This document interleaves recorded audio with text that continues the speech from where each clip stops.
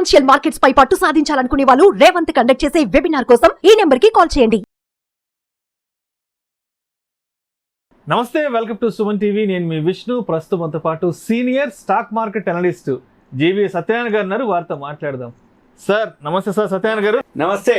సత్యనారాయణ గారు, F&O ట్రేడింగ్కి సంబంధించిన ఒక వార్త తెలుగు రాష్ట్రాల ప్రజల్ని బాగా కలవరపెట్టింది. వార్త ఏంటంటే F&O ట్రేడింగ్ నష్టాల్లో తెలుగు రాష్ట్రాలే టాప్. తెలంగాణ ఇన్వెస్టర్స్ సగటు నష్టం 1.97 లక్షలు.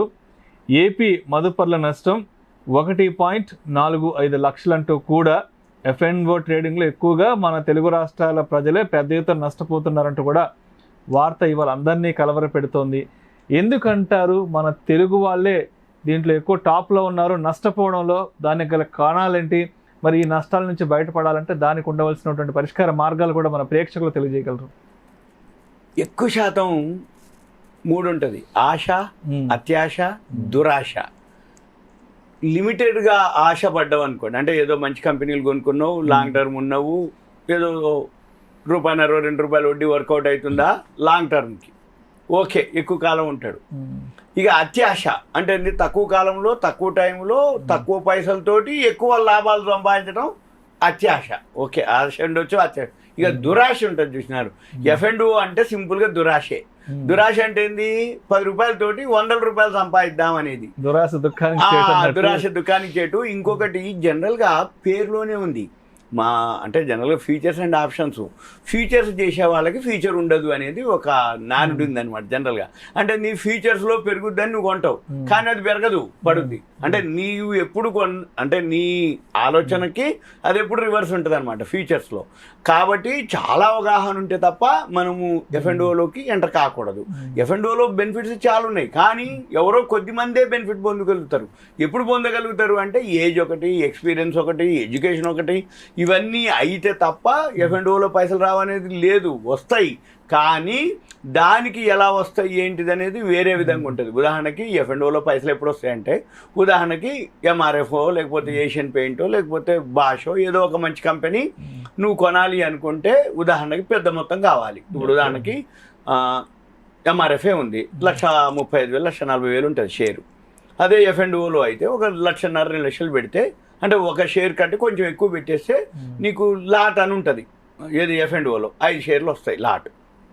అంటే 7 లక్షలు పెట్టకుండా MRF షేర్ని 1,50,000 ఎంతో పెట్టేసుకుంటే, 2 లక్షల్లో పెట్టుబడి పెడితే, ప్రతిదీ ఈక్వల్గా 1,50,000 2 లక్షలు పెడితే నీకు ఒక లాట్ అని వచ్చేస్తుంది. జనరల్గా అందరు ఇక్కడే టెంప్ట్ అవుతారు అనమాట.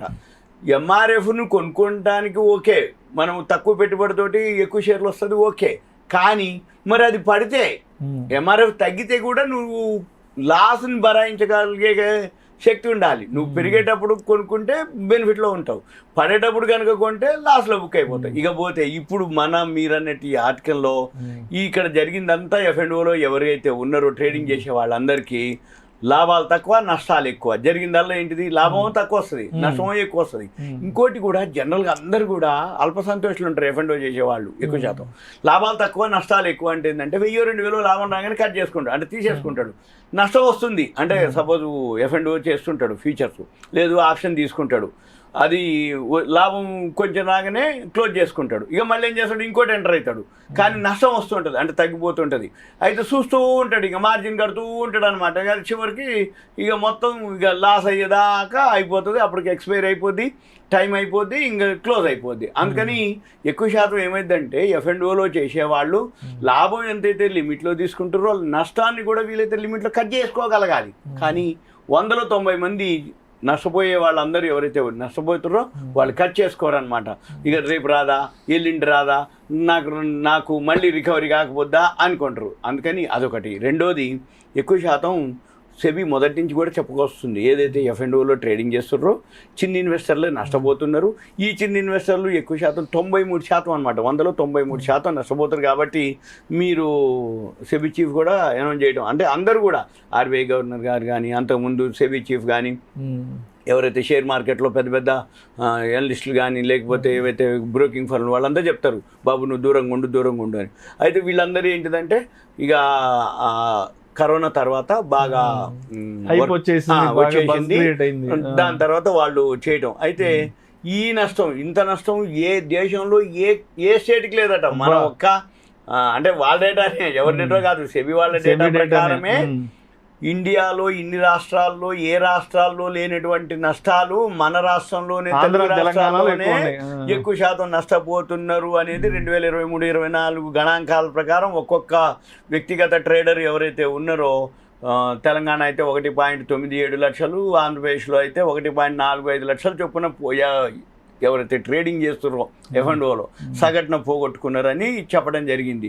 అయితే ఈ ఆంధ్రప్రదేశ్ అంటే దక్షిణాదిలో చాలా రాష్ట్రాలు ఉన్నా మనమే టాప్లో ఉన్నాం. ఏది అంతకుముందు ఒక వీడియో చేసినాం మనమే, ఏమని డిమాట్ అకౌంట్లు, ఎస్ఐపీలు, మ్యూచువల్ ఫండ్స్లో ఇన్వెస్ట్ చేసే వాళ్ళు కూడా మనమే టాప్లో ఉన్నాం ఇండియాలో. ఏది తెలుగు రాష్ట్రాలే. మళ్ళీ పోగొట్టుకునే వాళ్ళలో కూడా మనమే టాప్లో ఉన్నాం. అయితే జనరల్గా అహ్మదాబాద్, గుజరాత్లో షేర్ మార్కెట్ మొదటి వాళ్ళు వాళ్ళంతా నాలెడ్జ్ వాళ్ళు, నార్త్ వాళ్ళంతా కూడా వాళ్ళు ఏమి గుడ్డిగా చేయరు. ఒక అవగాహనతోటి ఆ షేరు ఏదైతే ఉందో ఓకే స్పెక్యులేషన్ జరుగుద్దంటే జరుగుద్ది. బొంబాయి, అహ్మదాబాద్ ఇవన్నీ స్పెక్యులేషన్ చేస్తారు కంపెనీలు, కానీ వాడు నష్టపోయే స్పెక్యులేషన్ చేయడు, వాడు లాభం పొందే స్పెక్యులేషనే చేస్తాడు. సబ్జెక్ట్ అంతా తెలుసుకొని కరెక్ట్ వస్తారు, అవగాహనతో వస్తారు. ఇప్పుడు మనోళ్ళు మనం కూడా స్పెక్యులేషన్ చేస్తామని మనం దిగితే నీకు అవగాహన లేకుండా స్పెక్యులేషన్ చేస్తే లాస్ అయిపోతుంది. ఇప్పుడు ఇది అనమాట వాళ్ళు చెప్పడం.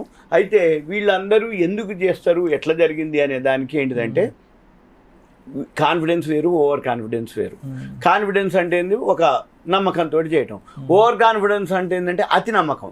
అంటే ఇప్పుడు వీళ్ళందరూ ఎట్లాంటి వాళ్ళు అంటే సాఫ్ట్వేర్ వాళ్ళు. ఈ సాఫ్ట్వేర్ వాళ్ళు ఎక్కువ శాతం పోగొట్టుకున్న వాళ్ళు. ఈ సాఫ్ట్వేర్ వాళ్ళందరికీ ఏమనుకుంటే నేను సాఫ్ట్వేర్ ఎంప్లాయీని, నాకు ఇంత ప్యాకేజ్ ఉంది కాబట్టి నేను తెలివికల్లోనే అయితేనే కదా నాకు ఇంత ఇస్తారు అని అనుకుంటాడు. కానీ షేర్ మార్కెట్కి, F&Oకి దీనికి నీది ఎక్స్పీరియన్స్ నీది సరిపోదు. ఇక్కడ ఏం జరుగుతుంది అంటే ఈ కాన్ఫిడెన్స్ కాకుండా ఓవర్ కాన్ఫిడెన్స్ తోటి చేసే వాళ్ళే ఎక్కువ శాతం పోగొట్టుకోవటం. అంటే మార్కెట్ పై అవగాహన లేకుండా ఓవర్ కాన్ఫిడెన్స్ తోటి. రెండోది కోవిడ్ తర్వాత ఏమైంది, అంతా వర్క్ ఫ్రమ్ హోమ్ రావటం, ప్యాకేజీలు పెరగటం, శాలరీస్ పెరగటం, వీటితో సేవింగ్స్ ఎక్కువ అవ్వటం, ప్యాసివ్ ఇన్కమ్ రైట్ సిస్టమ్ ముందే ఉంటారు. ఏముందిలే మన అకౌంట్ లో ఉంది, ఇందులో ఉంటుంది, ఇంకా యూట్యూబ్లు ఉన్నాయి, అంటే ఈ మన మీడియాలు ఉన్నాయి, టెలిగ్రామ్లని, యూట్యూబ్లు, ట్విట్టర్లు, ఇన్స్టాగ్రామ్లు, ఇట్లా వీటిలో ఎవరో ఒకరు మన ఫ్రెండ్ వాడు చేస్తుండు, వీడు చేస్తుండు, టిప్స్ పెట్టడం, గ్రూపులలో పెట్టడం, వాటితోటి వీళ్ళు కూడా చేయటం అనేది కోవిడ్ తర్వాత బాగా జరగటం అనమాట. అందులో F&Oలో బాగా అట్రాక్ట్ కావడానికి కూడా అదే రీజన్.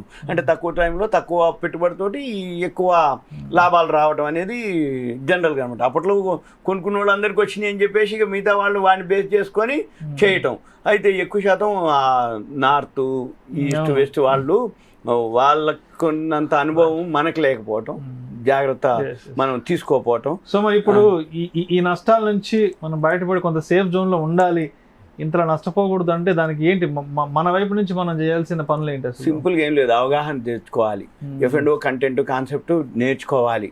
ముందు 1 నెలల పాటు ప్రాక్టీస్ చేయాలి. అంటే ఏంటి, ఎంటర్ ఎక్కడ, ఎగ్జిట్ ఎక్కడ, ఫండమెంటల్స్ ఎక్కడ, బోర్డు మీటింగ్లు, టెక్నికల్స్, కరెంట్ అఫైర్స్, ఇవన్నీ ఇప్పుడు ఇరాన్ ఇజ్రాయల్ రైట్ వారితోటి మార్కెట్ ఫాల్ అయింది అంటే నీకు ఛాయిస్ ఇయ్యదు. F&Oలో చేసే వాళ్ళకి డైరెక్ట్ గా 1200 పాయింట్లు అంటే గ్యాప్ డౌన్ తో స్టార్ట్ అయింది, అదే కంటిన్యూ అయిపోయింది. అంటే అప్పటి వరకు మార్కెట్ ఆల్ టైమ్ హైలో ఉంది, నీకు ఛాయిస్ ఇవ్వదు ఏది అమ్ముకోవటానికి. క్లాస్ అంతా నువ్వేమంటే ఇక బుక్ అయిపోతుంది, నువ్వు ఏం చేయకపోయినా సిస్టమే మార్జిన్ చేయకపోతే క్లోజ్ చేసేస్తుంది. అయితే మన పని ఏంటిదంటే ఎక్కువ శాతం ఈ నాలెడ్జ్ అనేది లేకపోవటం, ఒకటి అవేర్నెస్ లేకపోవటం, అవగాహన లేకపోవటం, మార్కెట్ మీద పట్టు లేకపోవటం. అంటే ఇది ఏం జరుగుతుంది, ఏం జరగబోతుంది అనేది గుర్తించలేకపోవటం. ఇప్పుడు జనరల్గా ఇదంతా ఎట్లుంటుందంటే సింపుల్ అనమాట.